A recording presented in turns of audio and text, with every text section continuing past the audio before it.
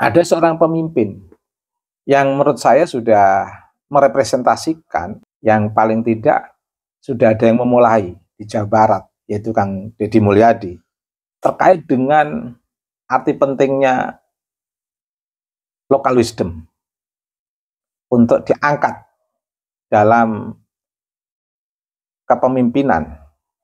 Sebenarnya tidak hanya di Jawa Barat, tapi di seluruh Indonesia.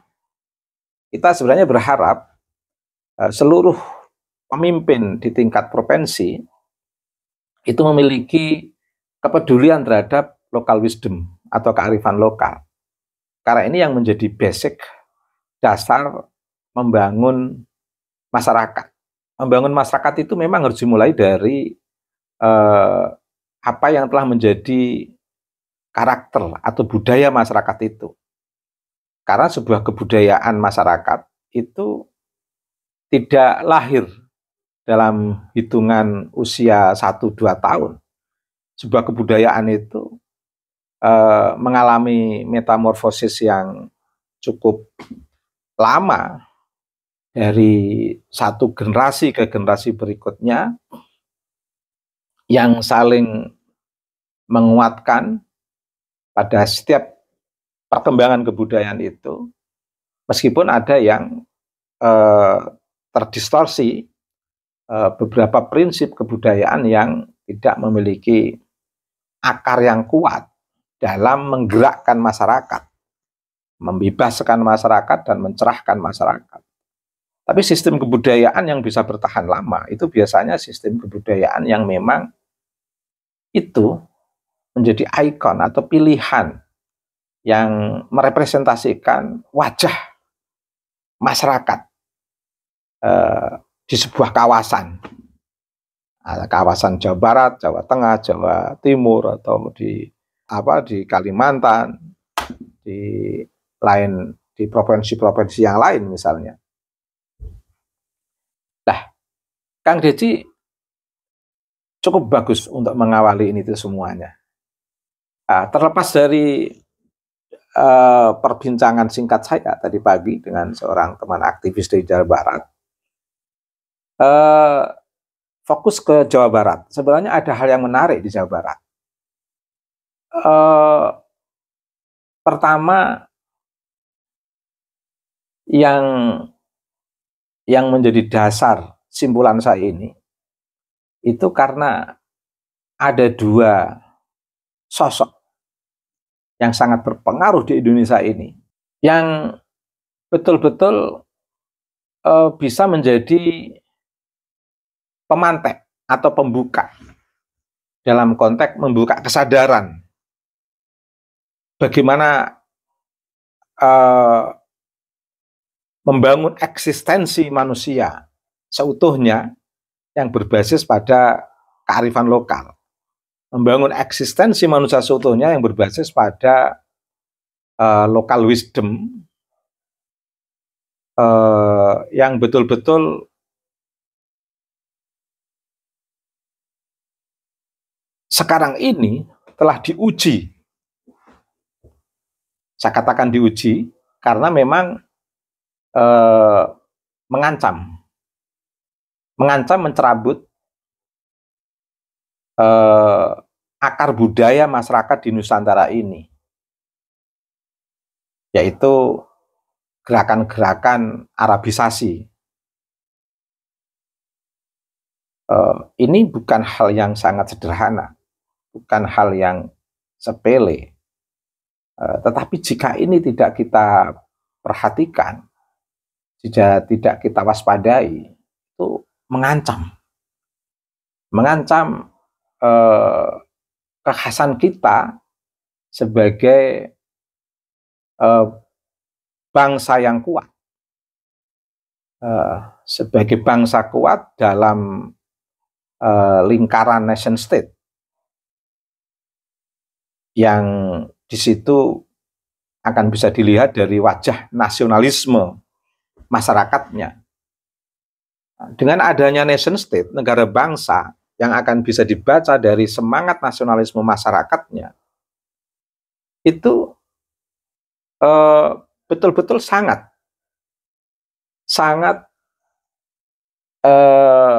keberadaannya itu sangat dipengaruhi oleh kesadaran masyarakat terhadap kearifan lokal. Artinya apa? Local wisdom atau kearifan lokal itu adalah akar nasionalisme. Nah, nasionalisme itu adalah akar nation state, negara bangsa. Negara bangsa itu akan keropos kalau tidak memiliki ideologi nasionalisme yang bisa menyatukan seluruh masyarakat bangsa untuk menguatkan kehidupan berbangsa dan bernegara. Tetapi perlu diketahui, nasionalisme itu juga akan keropos kalau tidak dibangun dari akar local wisdom atau kearifan lokal. Semangat masyarakat menjaga kearifan lokal itu akan sangat menguatkan perspektif nasionalisme masyarakat dalam mengisi negara bangsa sebagai sebuah negara yang berdaulat, yang didasarkan pada perspektif ideologi nasional yang kuat karena ditopang oleh akar kearifan lokal yang kuat. Nah, ini terancam. Di Indonesia ini terancam. Saya katakan terancam karena ada imigran-imigran yang seharusnya beradaptasi dengan konsep nasionalisme negara Indonesia, tetapi justru dia itu bukan beradaptasi, tapi malah mencoba ingin mencerabut akar kearifan lokal, ingin mencerabut akar nasionalisme, dan bahkan seolah-olah ingin mendikte sistem kepemimpinan yang ada di negara bangsa ini. Akan mendikte, terlihat, bukan hanya terlihat, sudah melakukan tataran aksi secara demonstratif, seolah-olah pemimpin negara ini itu harus di bawah kekuasaannya melalui kuasa agama yang dipakai sebagai simbol-simbol gerakannya untuk mempengaruhi masyarakat agar berada dalam satu gerakan dia untuk mendikte, mengoreksi, mengintervensi kepemimpinan nasional kita. Dan itu sudah berlangsung pasca Orde Baru, sejak Orde Reformasi sampai sekarang ini. Bahkan betapa ekstrimnya dalam mengawal calon-calon pemimpin yang sekiranya sesuai dengan ideologi imigran untuk mengintervensi calon-calon pemimpin yang lain yang tidak sesuai dengan hasanah mereka. Mereka punya hasanah yang memang telah terus terang mereka benturkan dengan hasanah kearifan lokal kita, mereka benturkan dengan hasanah nasionalisme kita, bahkan mereka berani konfrontatif dengan siapapun yang menjadi pemimpin negeri ini yang dianggap tidak sesuai dengan perspektif ideologis atau perspektif hasanah ideologis mereka, kaum imigran. Tentu itu tidak semuanya, tetapi sebagian imigran atau oknum-oknum dari imigran ini memiliki pengaruh kuat dari klan mereka yang secara diam-diam banyak mendapatkan dukungan dari komunitas imigran ini yang telah muncul dan mencuat ditandai dengan sosok Rizik Syihab dan bahkan sudah membuat gerakan yang berani berbenturan dengan siapapun yang menjadi pemimpin di negeri ini. Dan jika itu tidak diantisipasi, betapa berbahayanya. Apalagi mereka menggunakan nama Islam sebagai sebuah agama wahyu yang menjadi prinsip agama yang sudah dipercaya oleh masyarakat, mayoritas masyarakat Indonesia ini. Tidak hanya itu, bahkan mereka mengaku sebagai cucu Nabi untuk menguatkan hegemoni keberadaan mereka, untuk menguatkan sistem kelas yang mereka ciptakan, dan puncaknya itu semua dijadikan sebagai instrumen untuk melakukan gerakan mempengaruhi negara bangsa ini, baik mempengaruhi dalam konteks menghegemoni ideologi nasionalisme maupun mempengaruhi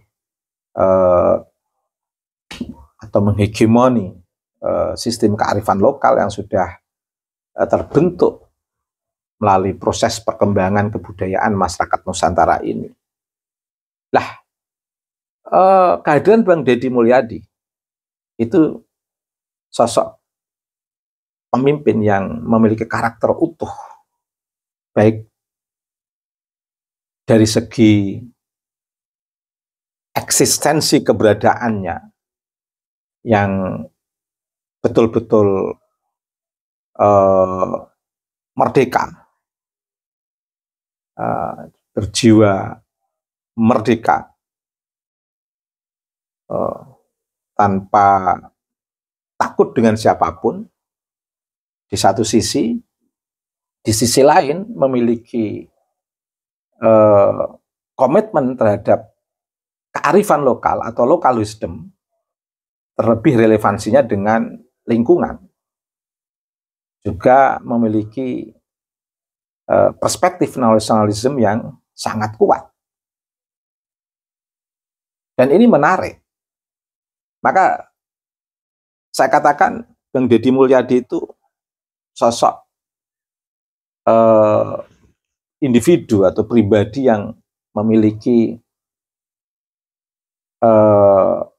kepribadian yang utuh, dan dia betul-betul memiliki komitmen untuk aksi kebijakan yang betul-betul membebaskan rakyat dari hegemoni imigran, dan itu nampak di beberapa ceramah beliau, dan semangat komitmen beliau untuk mengembalikan akar tradisi sebagai basic untuk membangun peradaban di negeri ini. Wow, luar biasa. Jadi peradaban yang universal untuk kompetisi dengan masyarakat dunia, tapi dibangun dari basis local wisdom. Oh, ini keren menurut saya. Dan ada satu tokoh di Jawa Barat yang menurut saya menarik kalau ini bersinergis dengan Kang Deddy Mulyadi. Dan ini muncul dari agamawan, seorang ulama yang betul-betul memiliki kemampuan di bidang aturos atau ilmu-ilmu keislaman, baik dari perspektif riwayah maupun dari perspektif diroyah, baik dari perspektif sanad keilmuan yang turun-temurun maupun dari perspektif kemampuan historis membaca hasanah perkembangan ilmu-ilmu keislaman, tetapi juga memiliki basis dasar eksistensi kemampuannya itu yang dibangun dari local wisdom atau kearifan lokal yang membentuk sikap nasionalismenya yang sangat kuat. Dan ini apabila bertemu dengan Kang Deddy Mulyadi, tidak hanya membangun Jawa Barat, tapi akan membangun masa depan Indonesia yang tidak akan bisa dipengaruhi oleh para imigran. Justru akan mempengaruhi bagaimana imigran itu betul-betul beradaptasi dengan nasionalisme bangsa ini, betul-betul beradaptasi dengan kearifan lokal negeri ini, bukan mendistorsi, menghegemoni kearifan lokal dan nasionalisme. Kan jadi tidak lucu, imigran membawa budaya yang tidak sesuai dengan budaya kita, dan kita disuruh adaptasi dengan budaya imigran. Ini kan songong ini. Justru kedatangan mereka lah yang harus beradaptasi dengan kita, dengan kearifan lokal kita. local wisdom kita, dengan nasionalisme kita. Jangan kita yang beradaptasi dengan mereka. Mereka yang harus beradaptasi. Negara jangan didikte. Masyarakat Indonesia jangan dihegemoni. Kalau mereka datang, kita terima secara kemanusiaan, keadilan, dan kesetaraan. Jangan kita jadi budak di negeri sendiri. Oke, siapa satu tokoh itu? Saya kira sudah tidak asing lagi masyarakat kita, yaitu Kiai Haji Imaduddin Otsman. Kalau tadi saya katakan Kang Deddy Mulyadi itu punya teori dan aksi kebijakan yang membebaskan rakyat dari hegemoni imigran, kalau Kiai Haji Imaduddin Otsman itu punya teori dan gerakan pembebasan masyarakat pribumi dari hegemoni imigran. Dan kedua-duanya sama-sama Muslim. Muslim yang betul-betul memiliki perspektif keberagaman, keberagamaan, dan keanekaragaman. Kemusliman mereka, keduanya ini adalah kemusliman yang betul-betul dibangun dari tradisi, kemusliman yang dibangun dari akar budaya masyarakat, kemusliman yang dibangun dari perspektif kearifan lokal, kemusliman yang dibangun dari perspektif nasionalisme. Ini keren. Dan betul-betul keduanya adalah sosok-sosok yang memiliki kepribadian yang utuh, yang tidak bisa dipengaruhi oleh ideologi atau organisasi atau politik transnasional. Ketika keduanya ini bangkit, bukan Indonesia yang harus beradaptasi dengan imigran, tapi para imigran harus beradaptasi dengan Indonesia. Para imigran harus beradaptasi dengan nasionalisme negara Indonesia. Para imigran harus beradaptasi dengan kearifan lokal bangsa kita. Bukan sebaliknya. Taib, subhanakallahumma wa bihamdika mil'al mizan wa muntahal ilmi wa mablaghar ridha wa zinatal arsy. Asyhadu an la ilaha illa anta astaghfiruka wa atubu ilaika. Wa sallallahu ala sayyidina Muhammadin wa ala alihi wa sahbihi wa baraka wa sallama. Walhamdulillahi rabbil alamin.